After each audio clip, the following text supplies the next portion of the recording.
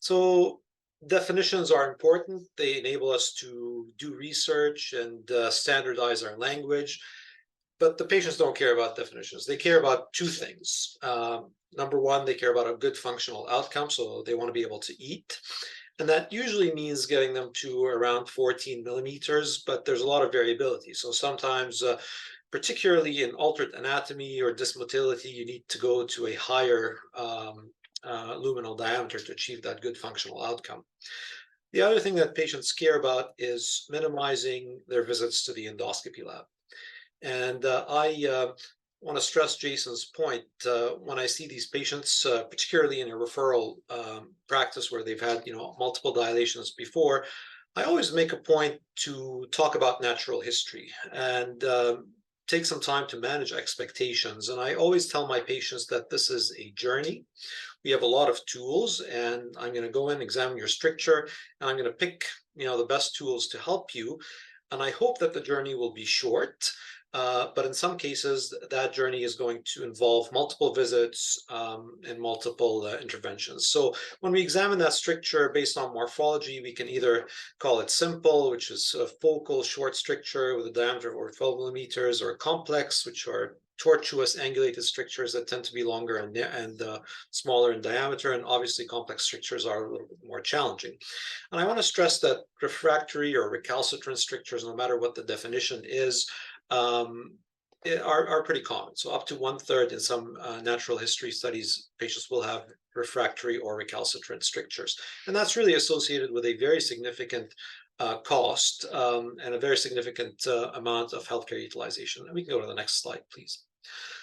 So these are just a couple of these natural history studies. So we've heard that not all strictures are created equal. So caustic strictures tend to be the most problematic, and they require a lot of dilations. Anastomotic and radiation strictures are in the sort of second place, and then peptic strictures tend to be the easiest to manage. And if we look at a subset of refractory strictures based on that definition, we're really not able to achieve excellent outcomes. So about 1 in 3 patients are achieving adequate clinical resolution of their dysphasias. 2/3 are still having to require some sort of endoscopic intervention. And the patient burden is not insignificant. So having 16 dilations on median in a period of 2 or 3 years is quite significant, and the quality of life burden is also quite significant. So the patients are on average in that particular series are able to go 3 months without having dysphagia, which is quite problematic and really stresses the need for new tools for us to be able to help these patients. Next slide. So anastomotic strictures present some unique challenges. So if you think of an anastomosis where there's suture material, staple material, there's a lot of scar tissue, adhesions, foreign body reactions, so that area is significantly more fibrotic than your average stricture. There are changes to the microvascular milieu, so there's chronic microvascular insufficiency and ischemia. The stasis in the anastomosis can cause mucosal ulceration, and that area generally is quite inflamed. And this explains why these strictures tend to be a little bit more recalcitrant than our usual strictures. And if we start thinking about the pathophysiology of cryodilation, how it might help, and go to the next slide here, we can think of some possible pathophysiologic ways where having that full transmural freeze can alter the natural history of this problem. So we are creating this regenerative healing by causing freeze-thaw injury, and that might remodel scar tissue. It might have a pro-angiogenic effect, and it might promote patency by reducing stasis mucosal ulceration if we're able to keep that area longer open for a longer period of time. So it has biologic plausibility in that setting. We can go to the next slide here. We have to proceed with caution. There's still in the early stages, and we don't really have a lot of studies to guide us, but these are some technical tips that I've learned in my practice and talking to other people that do this. So Generally, we will do these patients under general anesthesia.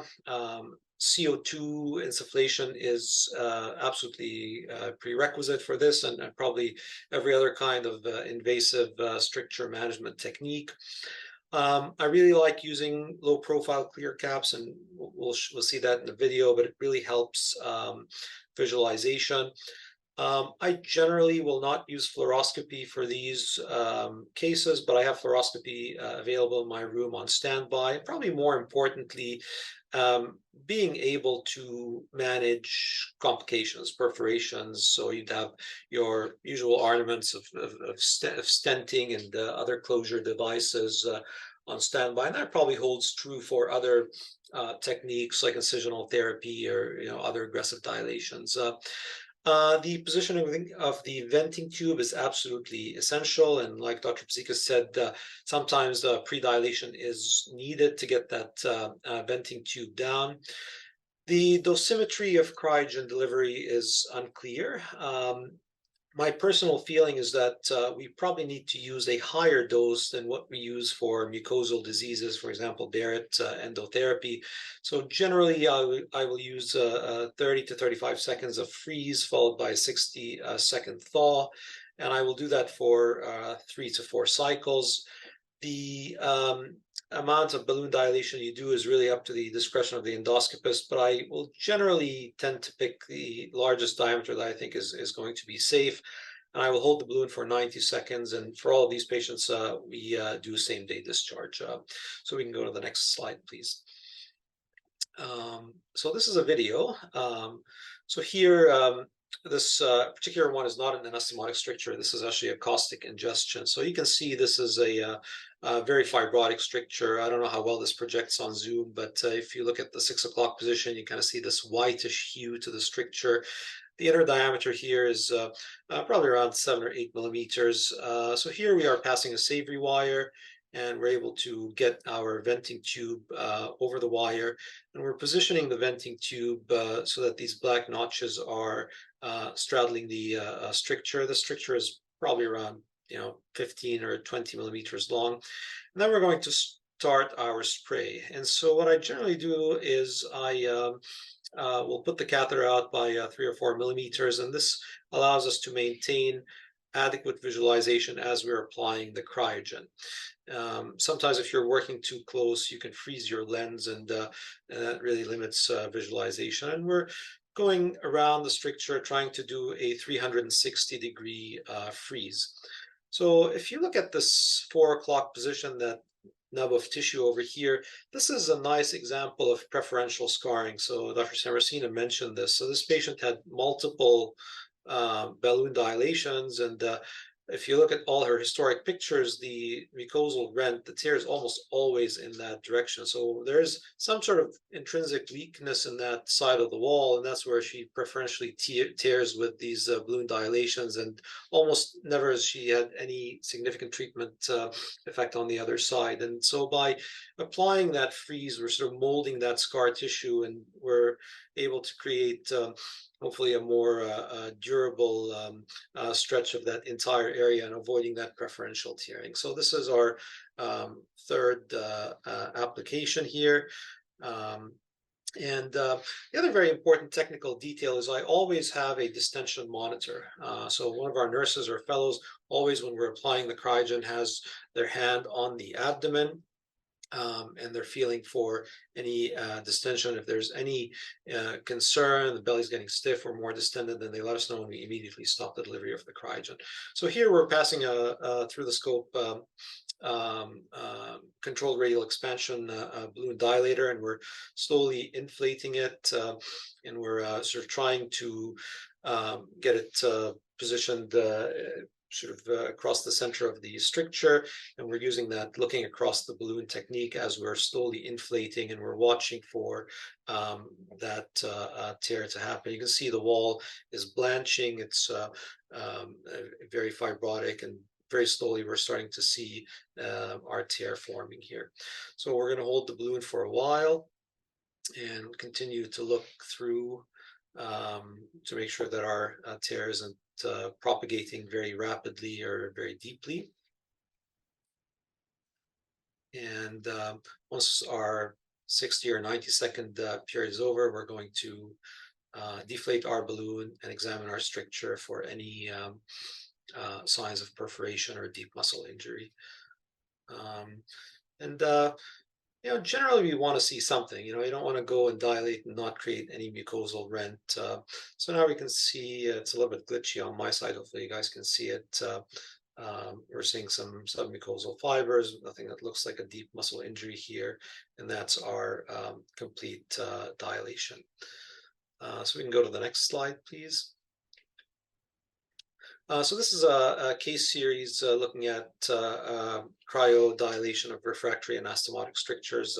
So we presented this at DDW this year, so a total of 7 patients. The majority of them were esophagogastric anastomotic strictures, so 4 out of the 7 were after Ivor Lewis esophagectomy for esophageal adenocarcinoma. One of them was an esophagocolonic anastomosis for achalasia, colonic interposition, one gastrojejunal, one ileocolonic. And so you can see all of them have had some form of balloon dilation, and a few of them have had stenting and a steroid injection. You can see that the amount of dilations that they were getting in the 6 months preceding the cryodilation is quite significant. And so I guess the endpoint here in the study is the number of dilations that they're having after the cryodilation. You can see there's a significant reduction in the number of dilations that these patients are requiring, which is indicating that they're having a reasonable and robust dysphagia-free interval. We can go to the next slide. So we were able to over double the inner diameter of the stricture. 4 of the 7 patients remained absolutely symptom-free and dysphagia-free at the 6-month mark. The mean number of dilations after cryodilation was significantly lower. And we did not have any significant early or delayed bleeding or perforation. One of the patients had some transient post-procedural pain, which was managed conservatively, and all the patients were discharged home from the endoscopy unit same day. Next slide, please. And this is really just a timeline to stress the patient experience. So this is over a period of 3 years. This is one of the patients that we've done. And every little blue dot is an EGD with dilation. So this particular patient was coming almost every 2 weeks. They were, arranging their life around the availability of the endoscopy lab, arranging their vacation around dilations, and we were really able to give them a very good dysphagia-free interval after cryodilation. I've done 3 sessions on them so far, and it really has been life-changing. And so this is a very important thing to stress. Next slide, please. So we're still in the early phase, and there's a lot of questions that need to be answered. So the dosimetry is a big one. How much do we need to freeze? How many cycles? The role of combo therapy is yet to be determined. So cryo and stent, cryo and steroid, cryo incisional therapy, cryo and pneumatic balloon dilation with a larger caliber balloon. Other etiologies for refractory strictures need to be studied. So we showed one for caustic ingestions, post-EMR ESD is another one, and complex peptic strictures. And finally, use in the colon or small bowel is something that really needs to be studied. So we have one patient that had an ileocolonic stricture that did remarkably well in the case series we presented, but we definitely need more data there. And pediatric population also, it doesn't tend to come up very often. Actually, just today I did one on a 14-year-old kid with a really horrible scleroderma esophagus and strictures, and so it's still off-label use in the pediatric population. So lots of opportunities for research in this area, and thank you again.